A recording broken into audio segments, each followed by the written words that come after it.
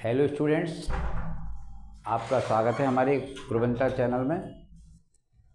तो पूर्व से related topic subject and predicate का सेकंड पार्ट्स ऑफ प्रेडिकेट हम लेके आए हैं। कल हमने आपके लिए पार्ट्स ऑफ सेंटेंस में उसके पार्ट्स करके उसके बारे में सारे जितने पार्ट्स है अलग अलग डिफरेंट टाइप्स उनके एक्सप्लेन करके बताया।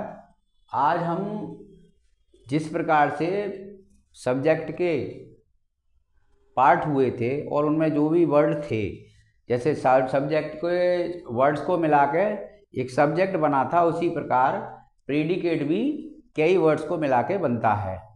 तो आज हम प्रेडिकेट के पार्ट के बारे में एक्सप्लेन आपको करके बताएंगे कि इसके अंदर इंटरनली क्या क्या चीज़ हमारी छुपी हुई है।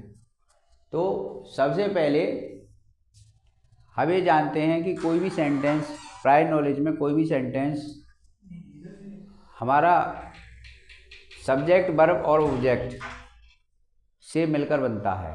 ये उनके मेन वेस होते हैं। तो प्रेडिकेट पार्ट्स पहले से आपको पूर्ण नॉलेज पता है कि वर्ब जो है से स्टार्ट हमारा प्रेडिकेट होता है। तो सबसे पहले फर्स्ट स्टेप हमारा है verb based predicate. Verb based predicate में जैसे कि हमारी वर्ब आती है helping verb, is, am, are, was, were, has, have, had, and main verb ran, go, come, etc जितनी मेन वर्ब्स हैं। And modal auxiliary verb can, could, may, might, would, should, ought, dare और need not, ये हमारी इसके based है। तो इसमें example है जैसे सी रेन। सी रेन जो है सेंटेंस हमारा फर्स्ट सेंटेंस है सी रेन। इसमें सी जो है वो सब्जेक्ट है। अभी हम चूंकि प्रेडिकेट के पार्ट्स करके उनको एक्सप्लेन करके जान रहे हैं, तो हमने अभी प्रेडिकेट्स के बारे में जान लिया। तो प्रेडिकेट अपना अब स्लीपिंग में चला गया है। तो अब कह दिया आप स्लीपिंग में चला गया है, इसीलिए अब हम सबसे पहले यहाँ पर देखिए ऐसे दो पार्ट्स में डिवाइड करा, सब्जेक्ट एंड प्रेडिकेट। तो इसमें सी जो है वो सब्जेक्ट है और रेन जो है वो वर्ब है। इसी प्रकार में दो पार्ट हो गए, सब्जेक्ट एंड प्रेडिकेट। दूसरा है अतुल जम्प्ड। अतुल सब्जेक्ट है और जम्प्ड जो है वो वर्ब है हमारी। तो ये हमारी जो फर्स्ट स्टेप हुआ वो वर्ब बेस्ड प्रेडिकेट हुआ। सेकंड स्टेप हमारा एडवर्ब बेस्ड प्रेडिकेट है।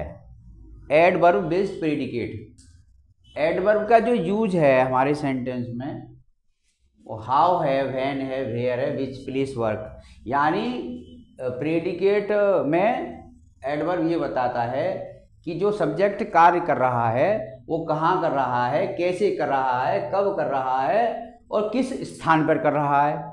ये इसका कार्य है यहाँ बताने का सेंटेंस में। जैसे एग्जांपल नंबर 1 देखते हैं, first sentence she ran on the road. तो इसमें सी जो है वो सब्जेक्ट है, रेन ऑन द रोड वो रेन से लेकर रोड तक का पार्ट प्रेडिकेट है। तो रेन जो इसमें वर्ब है मोस्टली, और ऑन द रोड वो एडवर्ब है, क्योंकि वो ये सब्जेक्ट ये बता रहा है कि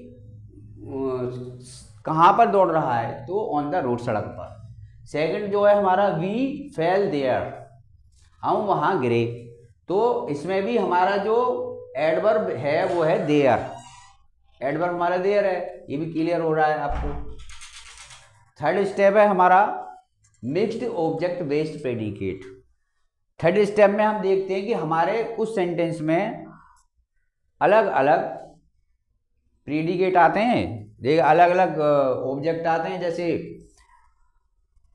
डायरेक्ट ऑब्जेक्ट है, इनडायरेक्ट ऑब्जेक्ट है, दोनों आते हैं। तो हमने यहाँ सिंपली अलग अलग हमने एक सेंटेंस लिया है। जैसे फर्स्ट सेंटेंस में आई बॉथ ए पेन, तो यहाँ पर जो आई तो सब्जेक्ट है ही, बॉथ वर्ब हो गई, ए पेन जो है ये आपका डायरेक्ट ऑब्जेक्ट है इसमें।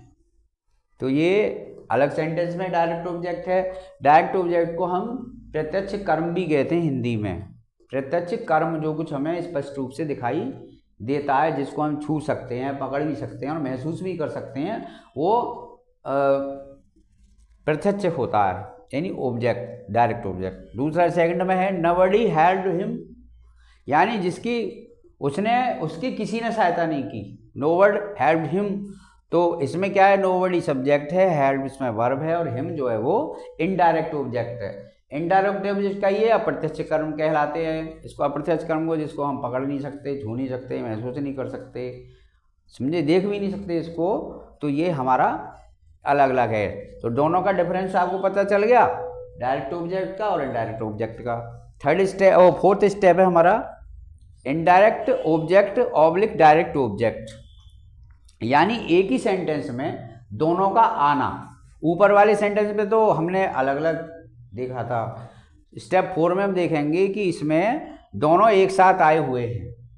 जैसे मदर गेव मी फूड, तो इसमें मदर सब्जेक्ट है, गेव इसमें मेन वर्ब है, इसको हम ट्रांजिटिव वर्ब भी कहते हैं। और देखिए मी जो है इसमें इनडायरेक्ट ऑब्जेक्ट है और फूड जो है वो डायरेक्ट ऑब्जेक्ट है, तो दोनों एक साथ आए हुए हैं। मदर गेव मी फूड, माताजी ने मुझे खाना दिया, इसका सेंस है हिंदी में गगन रोट हिम ए लेटर, तो गगन इसमें सेंटेंस हुआ, रोट जो है वो वर्ब है और हिम वो इनडायरेक्ट ऑब्जेक्ट है और ए लेटर, अ लेटर जो है वो डायरेक्ट ऑब्जेक्ट हुआ।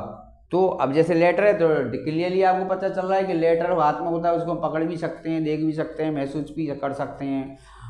और तो ये दोनों ऑब्जेक्ट हमारे यहाँ पर एक साथ आए हुए हैं। स्टेप 4 में इनडायरेक्ट ऑब्जेक्ट भी आया है वर्ब के बाद में और डायरेक्ट ऑब्जेक्ट भी आया है। अब आता है स्टेप 5। स्टेप 5 में डायरेक्ट ऑब्जेक्ट और इनडायरेक्ट ऑब्जेक्ट का स्थान चेंज हो जाता है, इनका जो चेंज ऑफ प्लेस हो जाता है, यानी इधर का उधर हो जाता है। स्टेप 4 में जैसे पहले जो है इनडायरेक्ट ऑब्जेक्ट है और दूसरा उसके बाद जो आ रहा है वो डायरेक्ट ऑब्जेक्ट आ रहा है। तो अब देखिए स्टेप 5 में कि प्लेस चेंज होने से ऑब्जेक्ट का क्या इफेक्ट पड़ता है सेंटेंस पर। तो देखिए सेंटेंस सेम है, एक डिफरेंट क्या है वो भी आपको पता चलेगा। जैसे mother gave food to me, वहां पर था मदर गेव मी फूड, और दूसरा सेंटेंस है Gagan wrote a letter to him, तो देखिए वहां पर था Gagan wrote him a letter. It means पहले यहाँ पर ऊपर वाले स्टेप 5 में ये मदर जो है सब्जेक्ट है, गेव वर्ब है और फूड ये डायरेक्ट ऑब्जेक्ट पहले आ गया है। अब जो इनडायरेक्ट बाद में गया है तो उसमें देखिए टू लगा हुआ है, इसमें प्रीपोजिशन टू का प्रयोग किया गया है इनडायरेक्ट ऑब्जेक्ट से पहले।